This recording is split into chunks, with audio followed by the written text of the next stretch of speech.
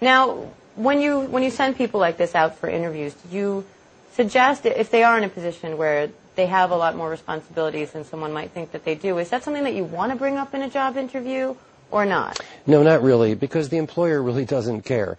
All the employer cares about is what can you do for me today. Okay. So it would be smart for the candidate, in this case the recent graduate, to talk not so much about their own problems or their own issues in their life and why they need a job, but they should talk more about what they can do for the employer. This means they have to have a good understanding, do some research into what the company's needs and problems are, and then try to craft a message that can, again, directly match your assets, your strengths, your experiences to the company's needs, problems, and challenges. If you do that and make that marriage, then you've got a job offer. And so how do you go about getting that interview? Because before you can even go in there and impress them with all your knowledge of the company, you need them to call you in, and sometimes that's the hardest part. Absolutely right. And one thing that folks should not be doing is sitting behind the computer all day applying to jobs online. You know, if this was 2 or 3 or 4 years ago, I would have told people that they should be spending about 75% of their time on networking. In today's world, I tell people it's 95% of your time should be spent on networking. It's really the only game in town. In other words, Diane, if you're in transition, job searching, then you know what? Networking is your job. It's not part of your job, it is your job. Casting a net out there, letting everybody that you can possibly think of know that you're looking for a job, and have them sort of, if they can, refer back to you some people who might be able to help you. Well, yes. And more specifically, there's a system for networking, too. It's not just sitting around and chit-chatting with your friends. Networking, in my world at least, or in the job-seeking world, is something that has a real methodology, a proven approach. It's a step-by-step system that's very easy to learn. It's just that they don't teach this in school. Nobody ever tells Nobody you ever that. teaches Everybody you. tells you that you should network. I know. No one ever says what that means. Like, does that mean I should go to the pizza place and talk to the guy who serves me but my pepperoni and ask him if he knows anybody who can help me out? I mean, what does that mean? Well, there is a proven methodology. It's a system that can be easily learned. It's just not complicated. What I wish is that they would teach this in schools. I wish that before the graduates leave college, they would have a course or a semester in career management and job search techniques. But there's virtually no school in the entire country that offers this. It's pretty strange, isn't it? It's very strange. And I think I remember hitting this when I got out of school, and it was so frustrating to me. And Elizabeth brought it up earlier, which I found very interesting, is that a lot of jobs will tell you, and by a lot of jobs, I mean just about all the jobs out there that you apply for, even out of school, they ask for experience. Right. Well, how in the world am I supposed to get experience if every single job that I look to or apply to requires experience? But you don't have any experience. This is what they call the classic catch-22. Exactly. Right? So you raise a good point. What students should do when they're in college is get experience no matter how they can. It can be one of these work-study programs. It could be internships, apprenticeships. It could be volunteer work. It could be getting involved in the associations or organizations that are relevant to your interests. See, I believe that young people, even freshmen, juniors, they can get experience if they just try. But unfortunately, they're sort of hypnotized into this belief that if they just graduate college, they'll get a job and everything will be fine. You get a degree, you get a job. It just sort of is what happens. Well, maybe that's the way it was 20 years ago, but it's not like that anymore. And what happens if you're the kid who's busy bartending or being a nanny or doing whatever other things you can to make ends meet to put yourself through school? Well, that's so maybe you're not experience, able too. to take the unpaid internship. No, but the things that you just mentioned actually have some very strong and transferable skills. Okay. So whether you've been a nanny, a cab driver, a retail clerk, there are ways to package those skills that can be extremely valuable to employers. For example, the types of roles you just mentioned require great interpersonal skills, right? Well, that's one of the biggest things that employers are looking for. They put that right up at the top with leadership skills, with a strong work ethic.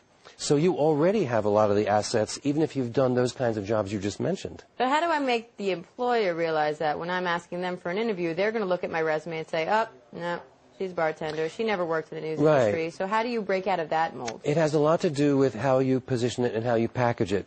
If you work with a professional resume writer or a professional coach, they can help you to package this in such a way that it really comes across to the employer. Okay? And in addition, I want to say this. I use the word packaging. It's really important that people understand that this is a sales process. It's sales 101. Sure. It's all about how you market yourself. Exactly. Right? And a lot of folks just don't get that. So I want to encourage people to think of this as packaging yourself in a compelling way to really get the attention of the employer. And now, No, you say that you should use about 90% of your time on networking. Yep, 90%, 95%. And not so much on the online applications. Yes. But how can people use technology to their advantage right now? Is there a way, or should they stop focusing so much on that?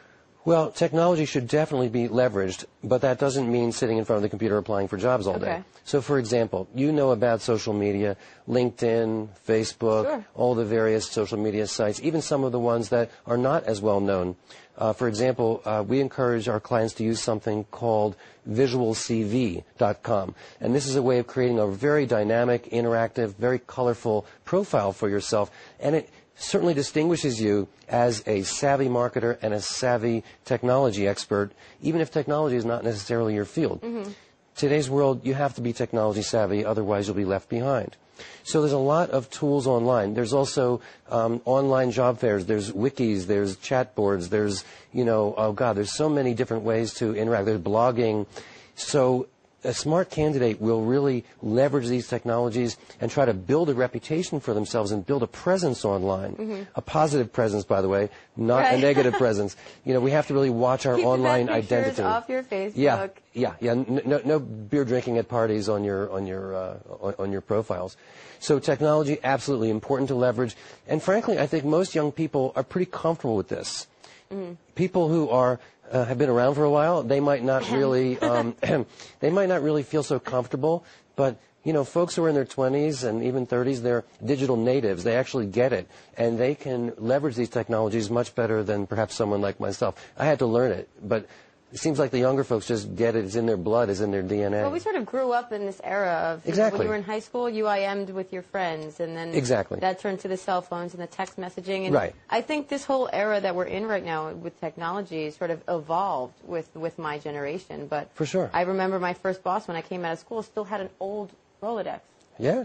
And it was like a bunch of index cards. And you left. I'm looking at that going, Susie, what are you doing? Like, no, look. And I had to show her. This is called a computer. But it's hard to adjust to technology when you're not used to it. But you can certainly, like you said, you can certainly use it to your advantage. So I hope that people do. Oh, definitely. There's a lot of ways they can do that. Especially in the job hunt segment. I think I really hope that people grow more comfortable with it because, like you said, there are a lot of opportunities out there that they may be missing right now, because they're so committed to their old Rolodex. Oh, I know. But the networking, which you mentioned, again, I just have to say, I have to emphasize, it's so important. And, some people say, well, I don't know how to network. Well, learn. You can't afford the luxury anymore of saying, I don't network. I don't know how to network. And I love it when people say, I don't know anybody. You don't know anybody? You've been around for 20, 30 years. You've been at camp, synagogue or church. You went to school. You went to college. You have neighbors. And you don't know anybody? By the time you're in your 20s, you have way worse problems than the fact that you don't have a job. But see, they have a misconception. They think that by saying I don't know anybody, what they're saying is I don't know anybody who can hire me. I don't know anybody who's in a position to make a hiring decision. Well, I understand that, but you can't just jump right to those people. You have to go through several layers. You don't have to know the CEO of the company. Right. You just have to know someone. You go through the layers, starting with who you know. So when you look at it that way, it's not that complicated. We're not talking about cold calling. We're always talking about warm referrals to people you already know, and then they know people, and they know people. So eventually you land with the decision makers. Well, thank you so much for being on Ford again. The book is Get the Job You Want, Even If No One's Hiring. Ford Myers. Thanks, Diane. Love the Real name.